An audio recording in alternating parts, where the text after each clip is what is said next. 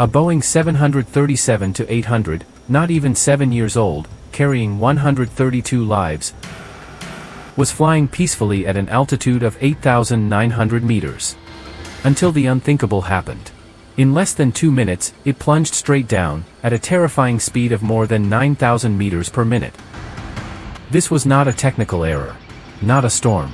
Black box data revealed a shocking truth that someone in the cockpit intentionally directed the plane to dive. What happened in those final seconds?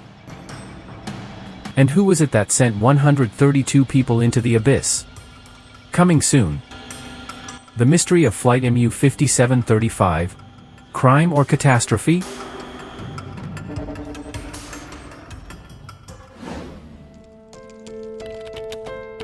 It was Monday morning, March 21st, 2022.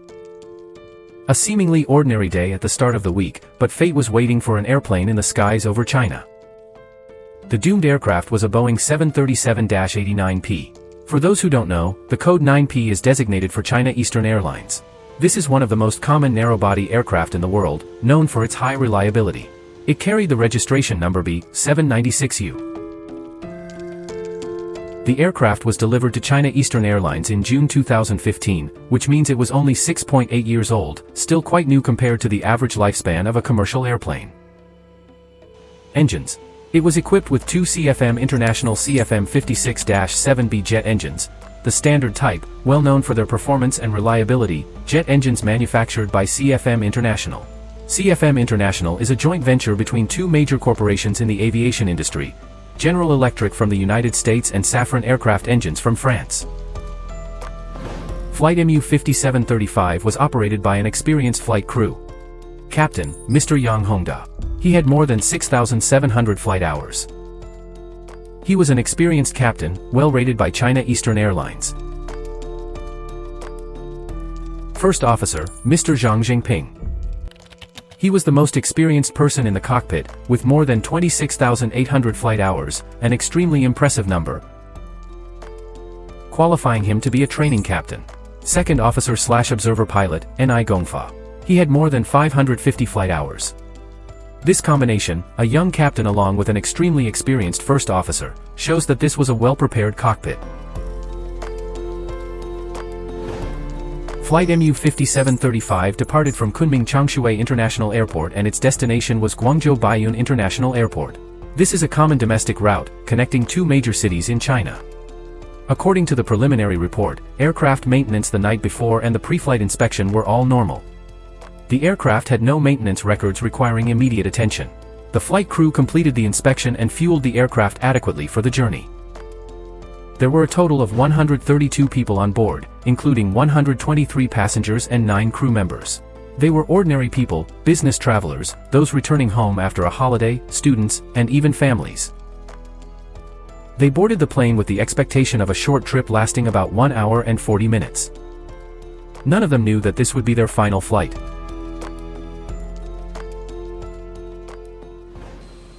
At 13:15 local time, the Boeing 737-800 gently accelerated down the runway at Kunming Airport, tearing through the air and heading southeast. It was an ideal day for flying, as the weather was quite mild. Upon departing Kunming and throughout the journey, the region experienced favorable weather, with clear skies, good visibility, and no signs of storms or significant air turbulence. These conditions completely rule out extreme weather as a cause of the disaster. During the first hour, the flight proceeded completely normally. The aircraft quickly reached its cruising altitude of 29,100 feet.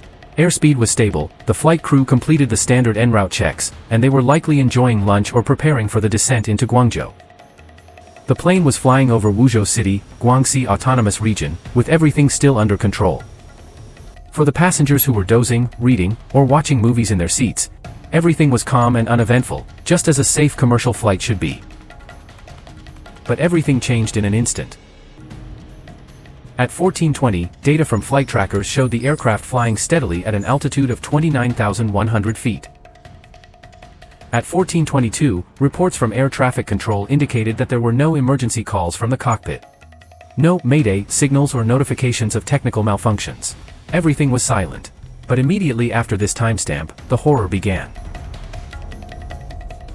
Instead of maintaining altitude, the aircraft started plummeting at a speed that would make any pilot's heart stop. The rate of descent was extremely rapid and uncontrollable. In less than 2 minutes, the falling speed reached a terrifying level of over 31,000 feet per minute, equivalent to nearly 9.5 kilometers per minute, within roughly 20 seconds.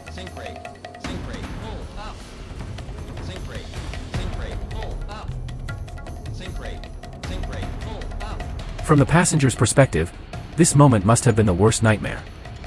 Warning alarms were likely blaring piercingly in the cockpit. The tremendous negative G-forces must have thrown everything around, leaving passengers and crew weightless. A moment of calm had turned into unimaginable chaos. The Boeing 737 didn't just fall, it nearly plummeted straight into the ground.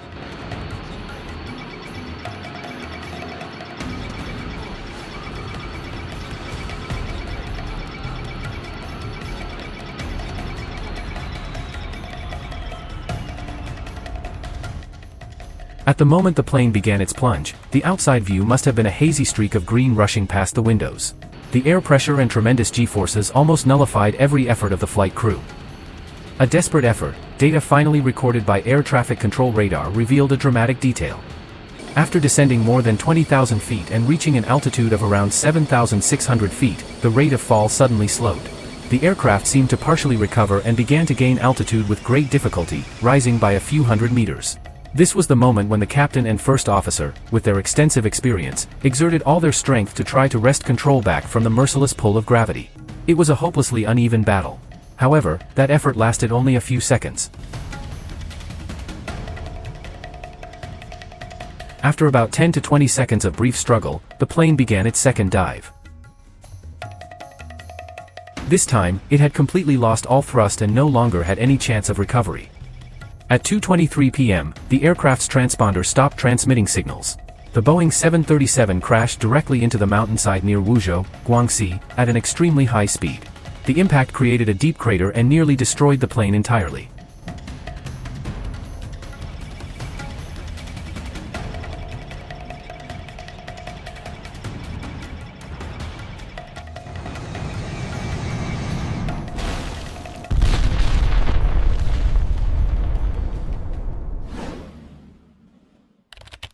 Most prominent hypothesis about the cause.